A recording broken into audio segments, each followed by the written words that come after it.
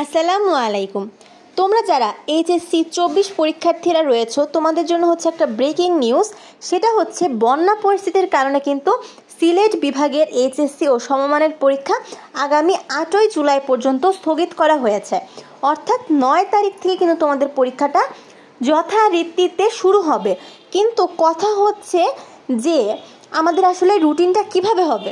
তো বিষয়টা হচ্ছে তোমাদের 9 তারিখে নর্মাল যে পরীক্ষাগুলা বন্যার আগে যে রুটিনটা দেওয়া হয়েছিল এবং সেখানে যেইভাবে আমার সিরিয়ালগুলো করা হয়েছিল যে আজকে এই পরীক্ষা, কালকে সেই পরীক্ষা, তো সেই অনুযায়ী 9 তারিখ থেকে আমার যে সকল পরীক্ষা হবে যথারীতিতে কিন্তু সেম পরীক্ষাগুলাই তোমাদের হবে। এবং তোমরা 9 তারিখের আগে যে পরীক্ষাগুলো তোমরা মিস করেছো সেই পরীক্ষাগুলো কিন্তু তোমাদের পরে সেইটা রুটিন করে তোমাদেরকে কিন্তু জানিয়ে দেওয়া হবে।